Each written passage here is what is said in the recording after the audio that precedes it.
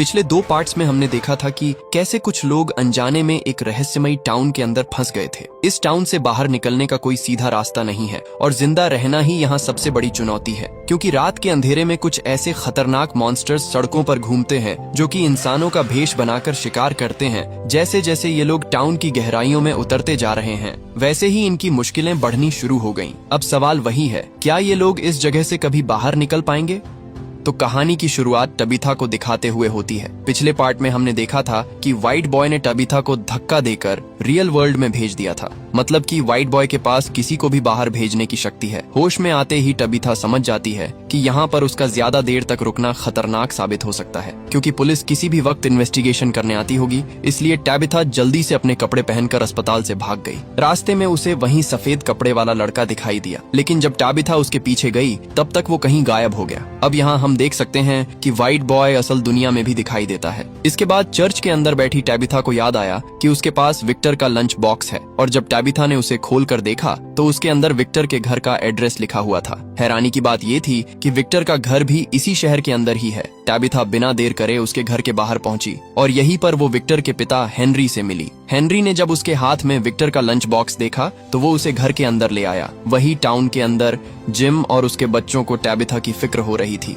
इसलिए जिम अकेले ही जंगल में उसे ढूंढने जाने की तैयारी करने लगा। लेकिन केनी भी उसके साथ जाने का फैसला करता है, क्योंकि वो नहीं चाहता था कि उसके बच्चे भी जिम को खो दें, जैसे केनी ने अपने पिता को खो दिया था। वहीं दूसरी तरफ डोना बॉयड को दिखाती है कि उनकी सारी फसलें तूफान की वजह से सड़ चुकी हैं, जिस वजह से अब इनके पास बहुत कम राशन बचा है। जल्द ही ये खबर पूरे टाउन में फैल गई, इसीलिए लोगों ने एकजुटता दिखाने की बजाय जमा किए हुए राशन को लूटना शुरू कर दिया। रैंडल ने तो एक बकरी को अपना भोजन बनाने की इच्छा जताई, लेकिन बॉयड ने सबको समझाया कि ये जगह यही चाहती है कि लोग आपस में ही एक दूसरे से लड़कर कमजोर हो जाएं, लेकिन उन्हें एकजुट रहकर हालातों का डट कर सामना करना है। रैंडल भी उसकी बात को समझकर बकरी को छोड़ देता है। वही केनी और जिम आगे बढ़ते समय एक ऐसी जगह पर पहुंच गए जहां कुछ डरावने पुतले खड़े किए हुए थे। उन्हें देखने पर ऐसा लग रहा था कि जैसे यहाँ पर कुछ बहुत ही खतरनाक जादू टोना किया हुआ है। अब जल्द ही रात होने वाली थी, इसीलिए दोनों इसी जगह पर मौजूद झोपड़ियों में रुकने का फैसला करते हैं। वही कॉलोनी हाउस के अंदर जैसे सारा को पहले आवाजें सुनाई देती थी, उसी तरह अब एल्जिन को भी अजीब चीजें दिखाई देती हैं। अब रात भी हो जाती है और जब केनी और जिम दोनों बैठे बातें कर रहे थे, तभी बाहर से किसी खतरनाक चीज के चलने की आवाज सुनाई दी, और ये मॉन्स्टर तो बिल्कुल नहीं थे। गनीमत ये रही कि उसे इन दोनों की मौजूदगी का आभास नहीं हुआ। अब जिम को एहसास हुआ कि अगर उसे कुछ हो गया तो उसके बच्चे पीछे अकेले रह जाएंगे, इसलिए वो कल ही वापस टाउन जाने का फैसला करता है। वही टाउन के अंदर हम मॉन्स्टर्स को देखते हैं। मॉन्स्टर्स ने जानबूझकर सभी जानवरों को खुला छोड़ दिया। अब बॉयड नहीं चाहता था कि सभी जानवर वापस से जंगल में चले जाएं, इसलिए वो दरवाजा खोलकर जेड के साथ जानवरों को वापस वान हाउस में लेकर जाने लगा। उसकी मदद करने के लिए और लोग भी यहाँ पर आ गए, लेकिन ये सब मॉन्स्टर्स की एक चाल थी। वही घर के अंदर ईथन ने एक बकरी को बचाने के लिए दरवाजा खोल दिया, और तभी उसके सामने एक मॉन्स्टर बूढ़ी औरत का भेष धरकर आ गई। जूली जल्दी से ईथन को लेकर पीछे वाले दरवाजे से निकल गई। सही मौके पर सारा ने उन्हें झाड़ियां में छुपा लिया। शिकार को हाथ से निकलते देख मॉन्स्टर काफी गुस्सा हो गई। इसी बीच रैंडल की नजर जब उन पर पड़ी, उसने तुरंत उन्हें बस के अंदर बुला लिया। वही बॉयड और केनी की मोम जानवरों को लेकर वान हाउस के अंदर घुस गए। अंदर घुसते ही बॉयड ने जल्दी से तावीज को दरवाजे पर लटका दिया, क्योंकि ये तावीज उन मॉन्स्टर्स को अंदर नहीं आने देता। लेकिन बॉयड नहीं जानता था कि वो पहले से ही बिछाए हुए जाल में फंस चुका है। जब दोनों सुरक्षित महसूस कर रहे थे, तभी अंदर से बहुत सारे मॉन्स्टर्स बाहर निकले। उन्होंने बॉयड को पकड़कर एक खंभे से बांध दिया और कहा कि देखते हैं कि तुम कब तक नहीं टूटते। अब आपको याद होगा कि पिछले पार्ट में बॉयड ने कहा था, तुम मुझे कभी तोड़ नहीं सकते। इसलिए मॉन्स्टर्स उसे मारने की बजाय उसके सामने केनी की मॉम को बुरी तरह तड़पाने लगे। मतलब जो इस जगह को कंट्रोल कर रहा है, वो जानबूझकर मॉन्स्टर्स से ये काम करवा रहा है, ताकि बॉयड अंदर से पूरी तरह टूट जाए, और शायद वो अपने मकसद में कामयाब भी हो रहा है। अब अगले दिन जेड ने बॉयड को जैसे ही आजाद किया, वो तुरंत त्यान चेन के गले लगकर रोने लगा। पूरा टाउन उसकी मौत से काफी दुखी था, क्योंकि वो सबका ध्यान रखती थी और डाइनर को भी अकेली चलाती थी। वही केनी को इस बात का जरा भी अंदाजा नहीं था कि उसकी माँ मर चुकी है। जिम केनी को नदी किनारे बहुत सारी सब्जियां दिखाता है, जिससे उनके पूरे टाउन को आराम से कई महीनों का खाना मिल सकता था। दोनों इससे काफी खुश होते हैं। वही टाउन के अंदर फातिमा की हालत दिन ब दिन खराब होती जा रही है। उसे लगातार उल्टियां आ रही हैं और आज तो उसका एक दांत भी निकल गया। मतलब फातिमा के पेट में जो बच्चा है वो उसे अंदर से खा रहा है। एलिस उसे जल्दी से क्लिनिक लेकर आया, लेकिन मैरियल ने इसे आम बात बोलकर नजरअंदाज कर दिया। अब तक जिम और केनी भी टाउन पहुंच गए, और जब केनी को उसकी मॉम के बारे में पता चला तो वो अंदर से पूरी तरह टूट गया। पहले बाप को खोने का दर्द, और अब माँ भी चली गई। उसके लिए यकीन करना बहुत मुश्किल था। वही असल दुनिया में टैबिथा हेनरी को सब कुछ बता देती है। हेनरी को लगता रहा कि उसकी पत्नी और बच्चे उसे छोड़कर चले गए, लेकिन टैबिथा ने उसे हकीकत बताई। हेनरी बताता है कि उसकी पत्नी मिरांडा को भी वही बच्चे दिखाई देते थे। मिरांडा अक्सर कहा करती थी कि उसे चुना गया है उन बच्चों को बचाने के लिए, और अब वही बच्चे टबीथा को दिखाई दे रहे हैं। मतलब इस बार उसे चुना गया है। हेनरी उसे बहुत सारी पेंटिंग्स भी दिखाता है जिसे मिरांडा में खुद पेंट किया था। पेंटिंग्स के बीच टैबिथा व्हाइट बॉय की तस्वीर जो उसे अक्सर नजर आता है, डरावनी चुड़ैल की तस्वीर जो एल्जिन को दिखाई देती है, और सबसे खास पीले कपड़े पहने एक आदमी की तस्वीर को देखती है। ये आदमी कौन है हमें आगे पता चलेगा। अब इन तस्वीरों को देखने से पता चलता है कि टाउन में चीजें अब से नहीं बल्कि काफी समय से चलती आ रही है। बहुत से लोगों ने बाहर निकलने की कोशिश की, लेकिन सब मारे गए। इसके बाद हेनरी ने टबीथा को बोतलों वाला पेड़ दिखाया जो कि मिरांडा ने ही बनाया था। हैरानी की बात ये थी कि इसके जैसे पेड़ ही टाउन के अंदर भी मौजूद थे। हेनरी बताता है कि एक और पेड़ यहीं से कुछ दूरी पर मौजूद है जिसके अंदर एक छोटा सा छेद भी है, जैसे कि जादुई पेड़ के अंदर होता है। टबीथा जल्दी से उसे पेड़ के पास लेकर जाने के लिए कहती है, क्योंकि पेड़ के जरिए शायद वो वापस टाउन के अंदर जा सके। वही टाउन के अंदर फातिमा खराब हो चुकी सब्जियों को बड़े मजे से खा रही थी, लेकिन टिली उसे ये सब करते देख लेती है। अब टिली को फ्यूचर प्रेडिक्ट करने की कुछ टेक्निक्स पता थी, इसलिए वो उसके बच्चे का फ्यूचर चेक करती है। जैसे ही उसने पहला पत्ता उठाया तभी एक कौवा खिड़की से जोर से टकराया। दोनों ने उसे नजरअंदाज किया, और जैसे ही टिली ने दूसरा पत्ता उठाया तुरंत एक कौवा खिड़की तोड़कर अंदर घुस गया और दीवार से टकराकर मर गया। मतलब फातिमा के पेट में जो भी चीज पल रही है वो कोई इंसान तो नहीं है। वही केनी कुछ लोगों को अपने साथ लेकर उसी जगह पर वापस आया जहां इन्हें बहुत सारी सब्जियां मिली थीं। अब जेड इनकी मदद करने की बजाय इधर उधर टहलने लगा, और तभी उसे यहाँ पर एक आदमी मरा हुआ दिखाई दिया। पास जाते ही अचानक आदमी ने उसे पकड़ लिया, लेकिन ये सब उसकी बस एक कल्पना थी। डर के मारे जेड यहाँ से भागने लगा। क्रिस्टी भी उसके पीछे गई, और तभी उसका पैर एक ट्रैप में फंस गया। अब कुछ देर में ही रात होने वाली थी, लेकिन ये किसी तरह से क्रिस्टी को बाहर निकाल लेते हैं। वही रैंडल जब बस के अंदर बैठा था तभी उसे वहीं कीड़े वापस से दिखाई देने लगे जो कि पिछले पार्ट का एक अहम हिस्सा थे। लेकिन तभी यहाँ पर बॉयड आ जाता है। बॉयड भी आज रात रैंडल के साथ बस के अंदर सोने वाला था। वही हेनरी टैबिथा को लेकर जब जा रहा था तभी उनका बुरी तरह एक्सीडेंट हो गया, और जब टैबिथा को होश आया तो वो दोनों एक एम्बुलेंस के अंदर मौजूद थे। एम्बुलेंस वापस उसे अस्पताल की तरफ लेकर जा रही थी, लेकिन तभी इनके रास्ते में वही मनहूस पेड़ आ गया। अब जिन्होंने पार्ट 1 देखा है उन्हें इस पेड़ के बारे में पता होगा। दरअसल टाउन में जितने भी लोग आज तक फंसे थे उन्होंने सबसे पहले इसी मनहूस पेड़ को देखा था। मतलब अब ये सब टाउन के अंदर पहुंच चुके हैं। अब रास्ता ब्लॉक होने की वजह से ये दूसरे रास्ते से जाने का फैसला करते हैं। हालांकि टबिथा को पता था कि अब वो इस टाउन से बाहर नहीं निकल सकते। वहीं घर के अंदर सेल फोन पर किसी का कॉल आ रहा था। ईथन उसे उठा लेता है। सामने से उसका मरा हुआ भाई थॉमस बात कर रहा था। वो कहता है कि टैबिथा एक एम्बुलेंस के अंदर है, और तभी यहाँ पर जिम आ जाता है। ईथन उसे भी बता देता है कि टैबिथा जिंदा है और एक एम्बुलेंस के अंदर है। वही एम्बुलेंस के अंदर टैबिथा सबको रुकने के लिए कहकर घरों के अंदर चलने के लिए कहती है, लेकिन अकोस्टा ने उसे पागल समझकर हथकड़ियों से बांध दिया। और तभी रास्ते में एक मॉन्स्टर जानबूझकर बेहोश होने का नाटक कर रहा था। टैबिथा ने उन्हें बाहर निकलने से मना किया, लेकिन दोनों पैरामेडिक जब उस मॉन्स्टर के पास मदद के लिए गए तभी मॉन्स्टर ने अपने असली रूप में आकर दोनों को मौत के घाट उतार दिया। अकोस्टा ने डर के मारे गोलियां चला दी, लेकिन मॉन्स्टर्स पर उनका कोई असर नहीं हुआ, बल्कि उसने सभी मॉन्स्टर्स को अपनी तरफ आकर्षित कर लिया। भागती हुए अकोस्टा कॉलोनी हाउस के बाहर पहुंची और उससे गलती से एक गोली घर के अंदर लड़की को लग गई। सही मौके पर उसे अंदर बुला लिया गया। इसी बीच टैबिथा और हेनरी एम्बुलेंस के अंदर सुरक्षित थे। तभी इनके पास जिम, बॉयड और रैंडल मदद के लिए पहुंच गए। हथकड़ी तोड़ने के लिए रैंडल बस के अंदर से एक टूल बॉक्स लेने गया और वापस आते ही उसे मॉन्स्टर्स ने चारों तरफ से घेर लिया। रैंडल ने टूल बॉक्स किसी तरह बॉयड को पकड़ा दिया, लेकिन जब वो खुद भागने लगा तभी उस पर बहुत सारे कीड़े झपट पड़े। अब क्योंकि ये जगह बॉयड को अंदर से तोड़ना चाहती थी, इसलिए मॉन्स्टर्स ने उसके आगे दो ऑप्शंस रखी, या तो वो चाबियां लेकर एम्बुलेंस वाले लोगों की जान बचाए या रैंडल को। बॉयड ने एम्बुलेंस को चुना और रैंडल को मरने के लिए छोड़कर भाग गया। सभी सही सलामत कॉलोनी हाउस में पहुंच गए और वही लड़की जिसे गोली लगी थी उसकी मौत हो गई। बॉयड अकोस्टा पर बहुत गुस्सा हुआ, लेकिन ये सब एक हादसा था। उसने जानबूझकर गोली नहीं चलाई थी। वहीं टिली से बातें करते हुए एल्जिन को वहीं डरावनी चुड़ैल वापस से दिखाई दी, लेकिन इस बार वो उससे मदद मांग रही थी। वहीं एलिस और फातिमा मरी हुई लड़की की डेड बॉडी को एक कमरे में रख देते हैं और एलिस के जाते ही फातिमा डेड बॉडी से खून निकालकर चाटने लगी। अब यहाँ हमें कंफर्म हो जाता है कि उसके पेट में जो बच्चा है वो कोई आम बच्चा नहीं है। वहीं डोना और बॉयड जब बात कर रहे थे तभी उन्हें एम्बुलेंस के ऊपर रैंडल पड़ा हुआ दिखाई दिया। हैरानी की बात ये थी कि मॉन्स्टर्स ने उसे मारने की बजाय सिर्फ घायल करके छोड़ दिया। वही जेड, केनी और क्रिस्टी जब झोपड़ियों के अंदर बैठे बातें कर रहे थे तभी वही रहस्यमयी चीज जोर जोर से दीवारों पर कुछ मारने लगी, लेकिन कुछ देर बाद वो खुद ही चली गई। वहीं आज की रात विक्टर सारा के घर पर मौजूद था क्योंकि वो अपनी कुछ पुरानी और डरावनी यादों को याद करना चाहता था। काफी सोचने पर विक्टर को याद आता है कि जब क्रिस्टोफर को वो निशान दिखाई देने लगा था जो अब जेड को दिखाई देता है, तब से वो पूरी तरह बदल गया था और वही डॉल जेस्पर ही अब उन्हें क्रिस्टोफर के बारे में बता सकती है क्योंकि विक्टर ने उसे बोलते हुए देखा था।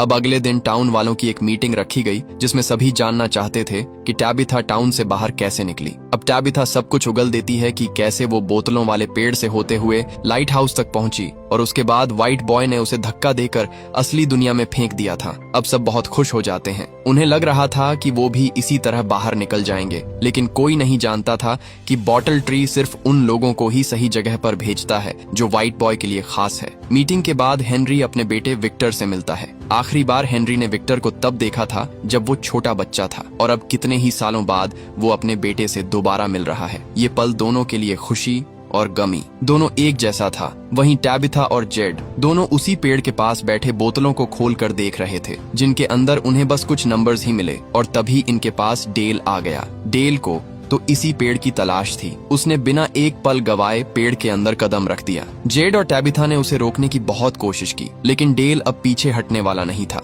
जैसे ही वो पेड़ के अंदर घुसा, टाउन के अंदर चीख पुकार मच गई क्योंकि डेल पेड़ से सीधा स्विमिंग पूल की दीवार में आ फंसा। अब ये सब के लिए एक चेतावनी थी कि अगर दूसरा कोई पेड़ के अंदर घुसने की कोशिश करेगा तो वो अपनी मौत का जिम्मेदार खुद कहलाएगा।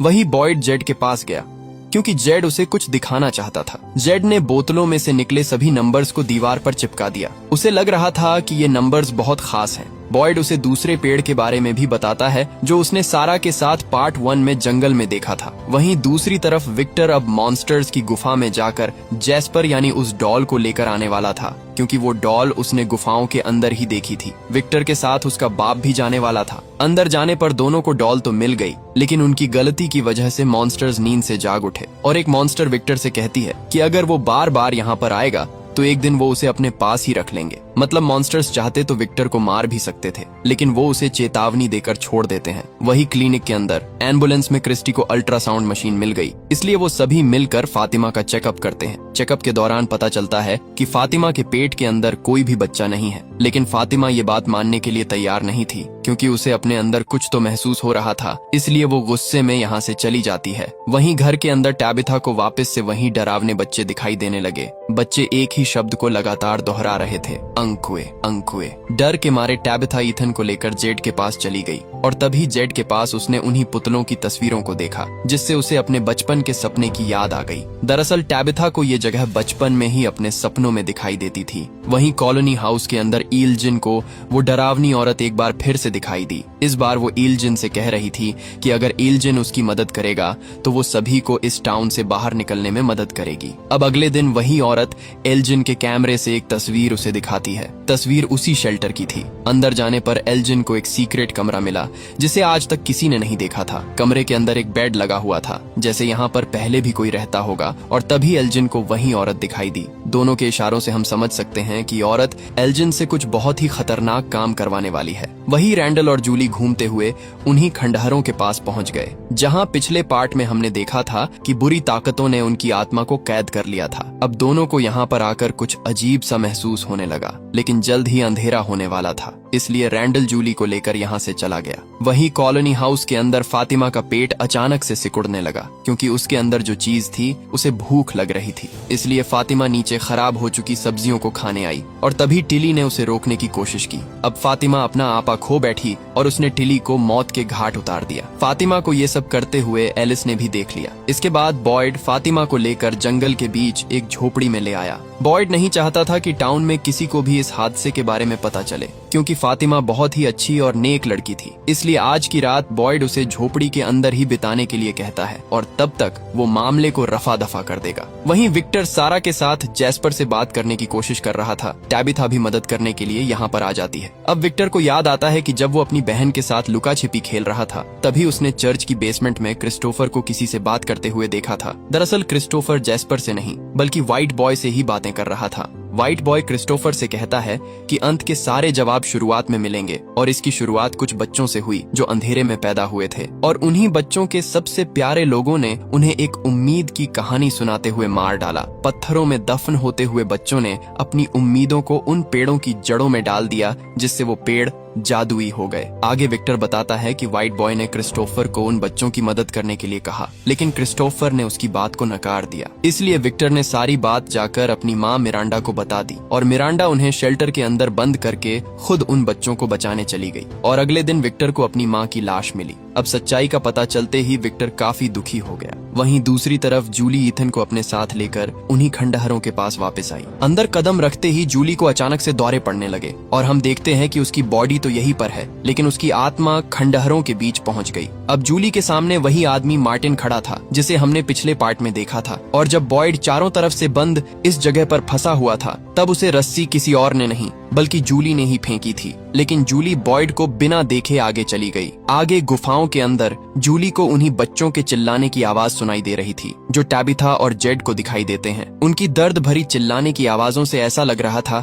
कि जैसे जूली उसी समय में पहुंच गई जब उन बच्चों की बलि दी जा रही थी। इससे पहले कि जूली कुछ देख पाती तभी यहाँ पर केनी और अकोस्टा आकर उसे खंडहरों से बाहर निकाल देते हैं जिससे जूली की आत्मा वापस उसके अंदर आ गई। अब जूली एक स्टोरी वॉकर बन चुकी है जो कि समय में आगे या पीछे जाकर उसमें बदलाव कर सकती है, जैसे उसने बॉयड के लिए रस्सी फेंकी थी। और अब दोस्तों, मुझे ये सीन देखकर लगता है कि ये सभी बच्चे इन्हीं मॉन्स्टर्स के बच्चे थे और शायद इन लोगों ने अमर होने के लिए बुरी ताकतों से अपने बच्चों का सौदा कर लिया। क्योंकि पिछले पार्ट में जब जेड ने गुफाओं के अंदर बच्चों को देखा था तो वो सभी पत्थरों पर ऐसे लेटे हुए थे जैसे किसी ने उनकी इसी जगह पर बलि दी हो। और अब जूली को उनकी दर्द भरी आवाजें सुनी। इससे ये तो साफ है कि बच्चों के साथ कुछ बहुत भी भयानक हादसा हुआ था। वहीं दूसरी तरफ हम एल्जिन को देखते हैं जिसे इस बार फातिमा की लोकेशन की तस्वीर मिली है। एल्जिन फातिमा से झूठ बोलकर उसे उसी शेल्टर के पास ले आया और जबरदस्ती उसे सेक्रेट रूम के अंदर बंद कर दिया। वहीं जब बॉयड और एलिस फातिमा को देखने झोपड़ी के पास पहुंचे तो वहां पर फातिमा मौजूद नहीं थी। अब एक लंबे समय के बाद सारा को वापस से वही आवाजें सुनाई देने लगी, इसलिए वो जल्दी से बॉयड से मिली। सारा बताती है कि आवाजों ने उससे कहा कि फातिमा उनके आसपास ही कहीं पर मौजूद है और वो बॉयड पर हंस रही थी क्योंकि वो कभी भी उसे ढूंढ नहीं पाएंगे। वही हम फातिमा को देखते हैं जिसे एल्जिन अपना खून पिला रहा था ताकि उसके पेट के अंदर जो बच्चा है वो भूखा ना रहे। वही विक्टर गुस्से में एक कुल्हाड़ी लेकर बोतलों वाले पेड़ को काटने लगा, लेकिन व्हाइट बॉय उसे ऐसा करने से मना करता है क्योंकि ये पेड़ उनके लिए बहुत खास है। वहीं जेड जब अपना काम कर रहा था तभी उसे मरा हुआ क्रिस्टोफर दिखाई दिया। क्रिस्टोफर का ऐसे जेड को दिखाई देना काफी हैरानी की बात थी। वही बॉयड और डोना ने सभी टाउन वालों को इकट्ठा करके फातिमा के लापता होने की खबर बताई और उसे ढूंढने के लिए मदद भी मांगी। सभी लोग दो दो के ग्रुप में होकर फातिमा को ढूंढने लगे। अब एल्जिन की जोड़ी एलिस के साथ बनी और एल्जिन की ऊट पटांग बातों से एलिस को उस पर शक होने लगा कि शायद फातिमा को एल्जिन ने ही किडनैप किया है, जो कि सच भी था। वही फातिमा को जमीन के नीचे एक और सीक्रेट दरवाजा मिला, लेकिन जब फातिमा ने उसे खोलने की कोशिश की तभी यहाँ पर वही डरावनी औरत ने आकर उसे ऐसा करने से रोक दिया और उसे शांत रहने के लिए कहा क्योंकि बाहर टैबिथा और जूली फातिमा को ढूंढते हुए यहाँ पर पहुँच गई थी। टैबिथा जब नीचे आई तो उसे यहाँ पर विक्टर मिला जो कि पहले से यहाँ पर मौजूद था। विक्टर काफी दुखी था क्योंकि अगर उस दिन उसने अपनी माँ मिरांडा को व्हाइट बॉय और क्रिस्टोफर की बातों के बारे में ना बताया होता तो आज शायद उसकी माँ जिंदा होती। टैबिथा ने उसका दुख हल्का करने के लिए उसे गले लगाया और तभी उसे मिरांडा की यादें दिखाई देने लगी। हम देखते हैं कि शेल्टर से निकलने के बाद मिरांडा जब उस बोतलों वाले पेड़ के अंदर घुसने वाली थी तभी यहाँ पर स्माइली मॉन्स्टर ने उसे पकड़कर मार दिया। हैरानी की बात ये थी कि मॉन्स्टर ने उसे भागकर मारा, जबकि अब तक हमने सिर्फ मॉन्स्टर्स को चलते हुए ही देखा था, मतलब ये भाग भी सकते हैं। अब टैबिथा को मिरांडा की यादें दिखना, जेड को क्रिस्टोफर दिखाई देना, मतलब दोनों का कोई कनेक्शन इनसे जुड़ा हुआ है। वही एलिस बॉयड को बता देता है कि शायद एल्जिन ने ही फातिमा को किडनैप किया है। अब बॉयड कुछ लोगों के साथ एल्जिन को एक कमरे में बंद करके उससे फातिमा के बारे में पूछता है। एल्जिन मान गया कि उसने ही फातिमा को किडनैप किया है, लेकिन वो किसी भी हालत में उसकी लोकेशन नहीं बताएगा। एल्जिन को पूरा यकीन था कि अगर वो उस डरावनी औरत की बात मानेगा तो सभी अपने अपने घर जा सकेंगे। सारा एल्जिन को यकीन दिलाती है कि ऐसा कुछ भी नहीं होने वाला, क्योंकि सारा को भी पहले ये आवाजें सुनाई देती थीं। लेकिन एल्जिन अपने इरादे का पक्का था, इसलिए बॉयड सभी को बाहर भेजकर एल्जिन को टॉर्चर करने लगा। लेकिन एल्जिन अपना मुंह खोलने के लिए बिल्कुल भी तैयार नहीं था। जब सभी नीचे चले गए तब सारा ने दरवाजे को बंद करके एक पेचकस को उठा लिया और एल्जिन की एक आंख फोड़ दी। अब एल्जिन ने सब सच उगल दिया कि फातिमा शेल्टर के अंदर है। वहीं दूसरी तरफ जेड, टैबिथा और जिम मिलकर उनके इस जगह के बारे में कनेक्शन का पता कर रहे थे, और जो नंबर्स जेड को बोतलों में से मिले थे वो दरअसल एक गाने की धुन बना रहे थे। अब ये तीनों उसी बोतलों वाले पेड़ के पास आए और जैसे ही जेड ने वायलिन बजाना शुरू किया तभी यहाँ पर वही बच्चे एक एक करके उनकी तरफ बढ़ने लगे। जेड और टबिथा को तो बच्चे दिख रहे थे, लेकिन जिम को कुछ भी दिखाई नहीं दे रहा था। एक बच्ची टबिथा के पास आकर बोली, Ankui. मतलब याद करो। अब टैबिथा और जेड को सब कुछ याद आ गया। दरअसल अपने पिछले जन्म में टैबिथा मिरांडा थी और जेड क्रिस्टोफर था। ये लोग बार बार इस टाउन में इन बच्चों की मदद करने के लिए आ रहे थे, क्योंकि इनकी खुद की एक बेटी भी इन्हीं बच्चों में मौजूद है। लेकिन हर बार ये दोनों मारे गए और शायद इसीलिए पार्ट 1 में टैबिथा को वो ब्रेसलेट इस टाउन के अंदर मिला, क्योंकि अपने हर जन्म में वो उसे बनाया करती थी और ये गाना जो जेड ने बजाया था ये वो अपने बच्चों को सुनाया करते थे। अब हकीकत का पता चलते ही दोनों काफी परेशान हो गए। वहीं दूसरी तरफ फातिमा ने भी बच्चे को जन्म दे दिया और लाल कपड़ों वाली औरत उसे नीचे वाले सीक्रेट रूम में लेकर चली गई। उसके जाते ही यहाँ पर बॉयड, एलिस और केनी आ गए। फातिमा बताती है कि सब कुछ उन बच्चों से ही शुरू हुआ था। अमृता पाने के लिए टाउन के लोगों ने अपने ही बच्चों की कुर्बानी दे दी। सभी लोग अमर तो हो गए, लेकिन वो अपना इंसानी रूप खो बैठे और मॉन्स्टर बन गए। अब बॉयड भी लाल कपड़ों वाली औरत के पीछे जाने का फैसला करता है। अब नीचे का मंजर देखकर बॉयड के पैरों तले जमीन खिसक गई, क्योंकि वही बच्चा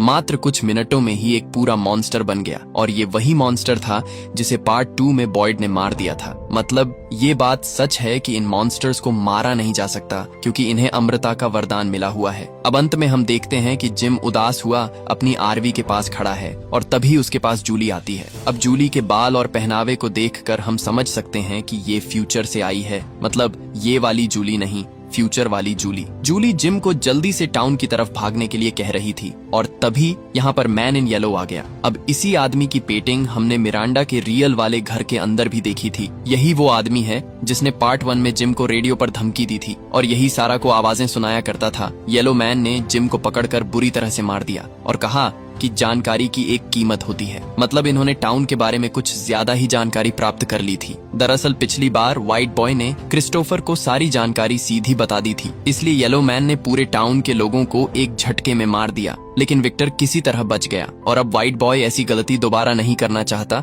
इसलिए वो हर बात को पहेलियों में बताता है ताकि इन्हें जानकारी मिले, लेकिन धीरे धीरे। अब अगर ये येलो मैन मॉन्स्टर है तो दिन में कैसे बाहर घूम रहा है? क्या इसके पास कोई स्पेशल पावर है या यही इस जगह का बॉस हो सकता है? इसका जवाब तो विक्टर के पास होगा, क्योंकि वो इसे अपने बचपन में भी देख चुका है। अब धीरे धीरे करके टाउन का रहस्य सामने आ रहा है। दोस्तों, इसका पार्ट 4 अभी तक पूरी तरह रिलीज नहीं हुआ। जून के अंत तक वो भी आ जाएगा और फिर हमें इस टाउन की ओर भी रसमई चीजें देखने को मिलेगी। इसीलिए आपको और मुझे पूरे 1 महीने तक का इंतजार करना होगा। लेकिन तब तक मेरे पास एक और शानदार सीरीज पड़ी है जिसे हम अगली वीडियो से शुरू करने जा रहे हैं। इसलिए चैनल को सब्सक्राइब कर लेना ताकि अगली वीडियो की नोटिफिकेशन आप तक पहुंच जाए और लाइक करना मत भूलना।